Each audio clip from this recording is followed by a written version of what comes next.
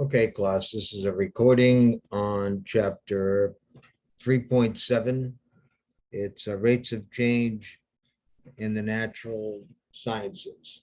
Most of these problems have to do with moving objects or moving particles.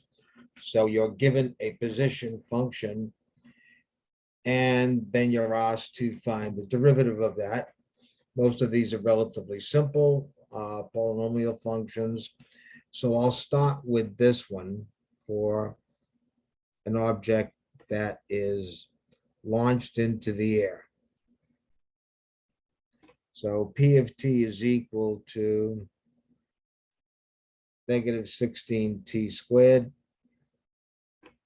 plus 256t plus 96,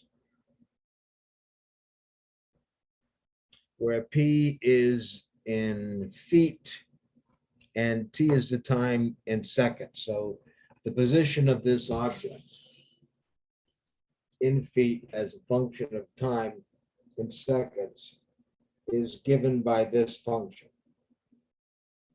So one of the first questions that you would probably be asked is to find the velocity of this function, which is going to be the derivative of the position.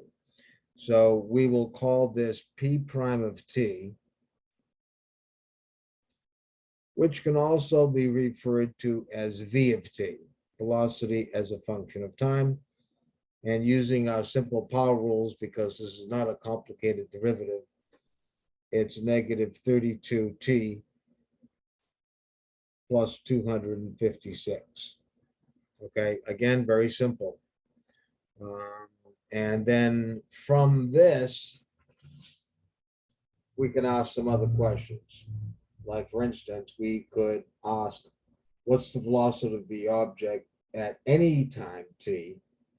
Just by plugging in a value of t, it will tell you how fast the object is going. Remember, velocity is directional. If it's positive, that means the object is moving upward. If it's negative, it means the object is falling down. But one of the more likely questions here would be, when does the object reach its maximum height? And so you must remember that at the point where this object reaches its maximum height, it is no longer moving up and it is not moving downward yet.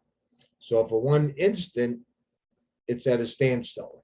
So the velocity is 0.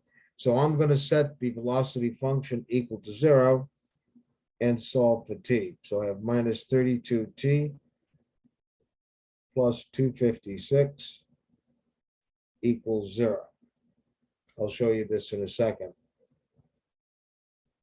Doing some simple algebra, I got minus 32t is equal to minus 256, and therefore I get t is equal to minus 256 divided by minus 32, which is equal to, and of course, just to make sure I don't make any silly mistakes here, I'll just use my trusty calculator, which, by the way, everybody should be using.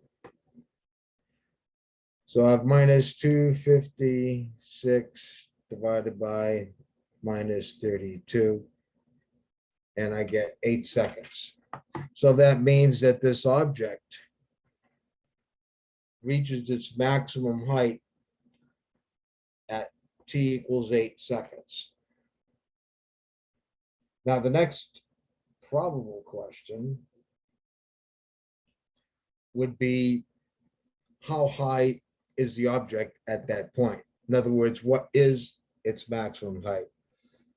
And again, I could plug this 8 seconds into the original equation, but everybody in here should be relying on their calculators for calculations like this.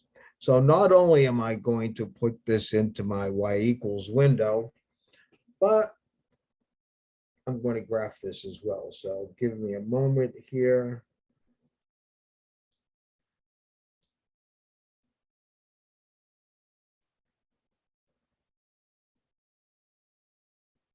and I see the graph of this. Now it looks like an inverted parabola, which it is. And this is a typical falling body type graph. Now remember that this is not launched from the ground level, because if you plug in t = 0 into a position, you get 96 feet. So the object is being launched straight up into the air from a platform that's already 96 feet above the ground. But I'm going to plug in 8 seconds here. Second calc value 8. And I get 1,120 feet. And you can see that right there, 1,120 feet, right at the top of this thing. So not only have we used the calculus to find when the object reaches its maximum height, but I also found that P of 8, the actual height,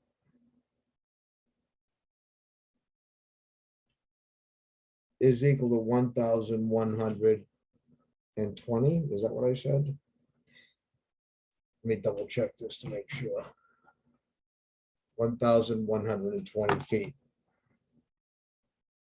Don't really need to write feet, but I will. Okay. So these are some typical questions about moving bodies or moving particles. Now, again, none of these involve complicated functions.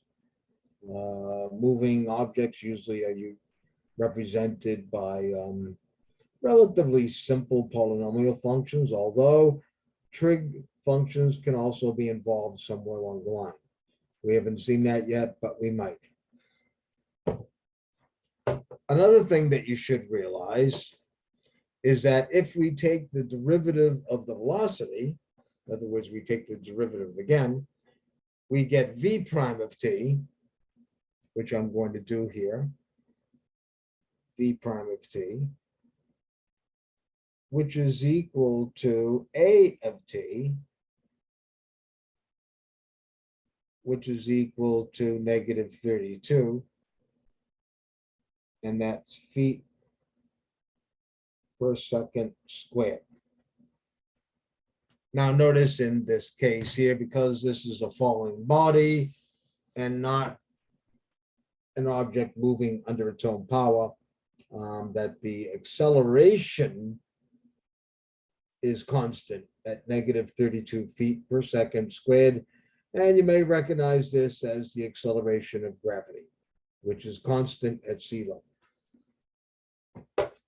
Okay, so that one example of a relatively simple moving object type problem, except this is a falling body problem.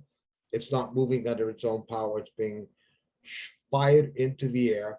Now, other questions that could be asked, and I'm not going to go through this right now, would be, when does this object hit the ground? Now, in that case, you would take the original function, set it equal to 0, and then use the quadratic formula to find the solutions. The one that has the positive solution is going to be the one that you're going to use, because there will be one negative solution. Of course, negative time means nothing in this application. So there will be only one positive solution.